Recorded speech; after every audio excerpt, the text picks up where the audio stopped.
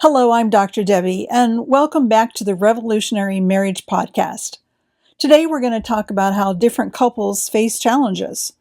It's an undeniable fact that every couple faces challenges, no matter how much in love they are. That's just life. But when those challenges start to drive you apart, you risk losing everything you've been working so hard for.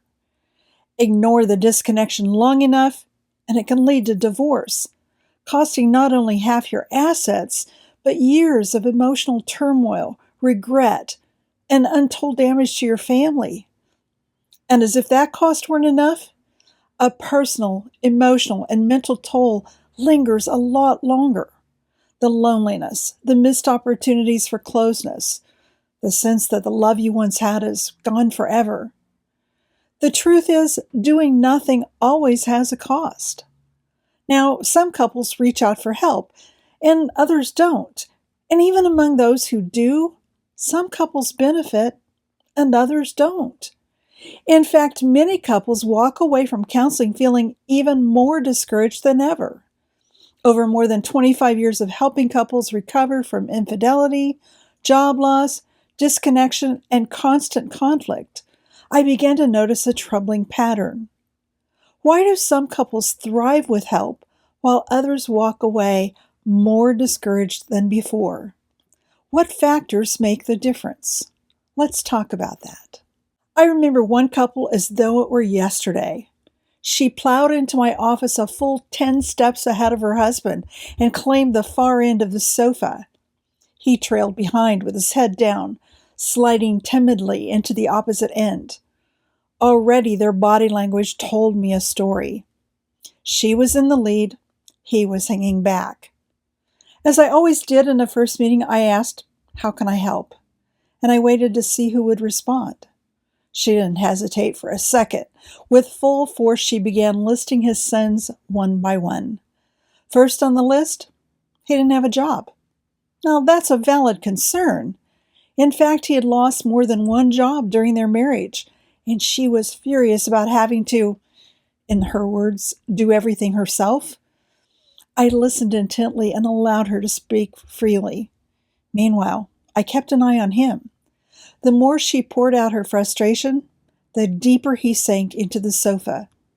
At one point, it almost seemed as though he were trying to disappear into it altogether.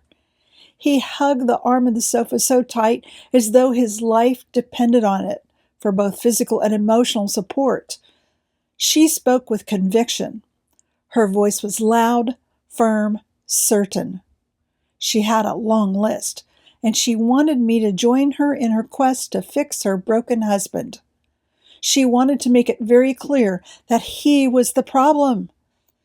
But beneath that display of confidence, I knew she was hurting too. She sounded strong, but she was really falling apart at the seams. Her aggressiveness was a desperate cry for his support, and he wasn't responding. Instead, he withdrew more and more. Sitting there, huddled against the arm of the sofa, he was silently communicating what he was feeling. He was deeply wounded, terrified by her emotional attacks, and most of all, powerless. When she finally paused, I validated her feelings.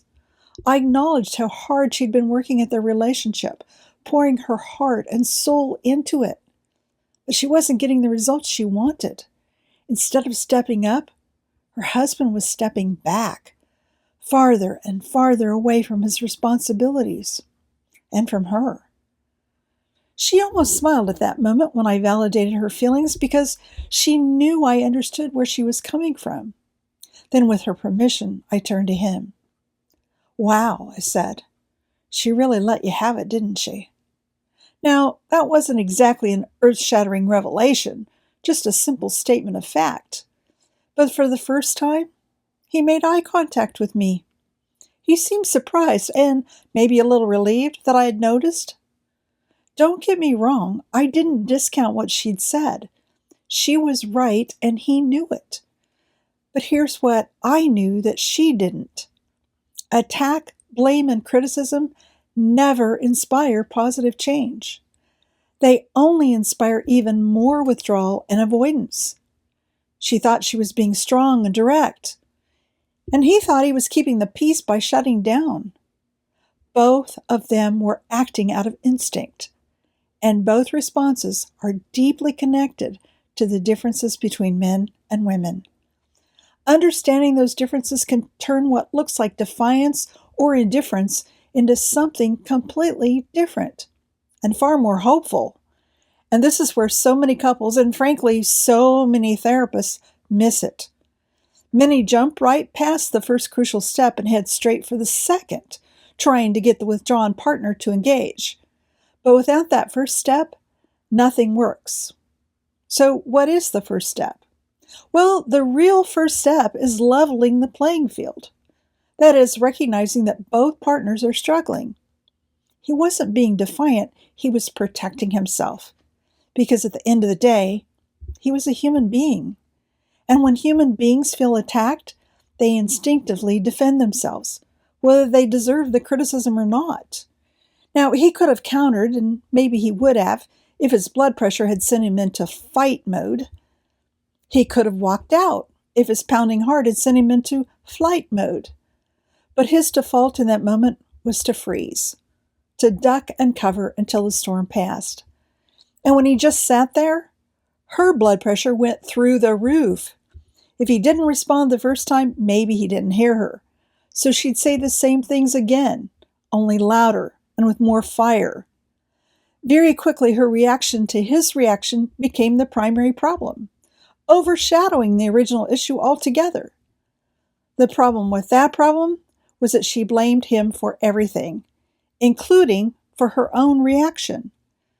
But that wasn't her stated reason for coming to see me. Her stated reason was that he was broken and she needed me to fix him. So when I validated her experience, she thought I was siding with her. And when I validated his experience, she thought I was siding with him. She was actually right on both counts, because my job was to see both sides. That's the only way to help. If I had taken only her side, I wouldn't have been helping at all. I would have only added to her firepower, jumping into their already toxic pattern with my professional authority, and thereby amplifying the conflict. And trust me, that never ends well. I wish I could tell you this couple found their way through, but they actually didn't. They quit after a few sessions. She had decided he was the problem, and if I didn't agree, then I was just another problem for her to solve, and she didn't have time to fix me too. So she dropped out and took him with her. In reality, the problem wasn't him, and it wasn't her. It was their pattern. He'd mess up, she'd attack, he'd defend himself by shutting down, and she would attack him for shutting down. And around they went, stuck in the blame loop. Yes, she was obviously blaming him, but he was silently blaming her. In other words, they were both vying for victimhood, which is the root pattern of most human conflict. And when both partners see themselves as the victim, the only option left is to make the other person into the villain. And here's the truth. When you're locked into that story, there's no room for a hero or a heroine. Not even me. I wasn't their heroine, of course. I'm just a guide. But even the best guide in the world can't help if either partner refuses to listen. In this case, her goal wasn't connection. It was to be right. And being right came at the expense of finding a solution. So here are the two primary reasons why some couples don't do well in therapy. First, they're more invested in being right than in working together. And second, many therapists, without even realizing it, end up reinforcing the aggressor rather than leveling the playing field. That only keeps the cycle going. The bottom line, the blame game never works. Not ever. You can keep playing it if you want to, of course, but it will always leave both of you powerless, waiting for the other to change. And that's exactly why I created my workshop, the Breakthrough Marriage Plan. Because after decades of watching couples get stuck in these destructive patterns, I realized the missing piece always came down to the same bottom line. They didn't understand the crucial differences between men and women. Once you understand those differences and how to work with them instead of against them, the whole picture changes.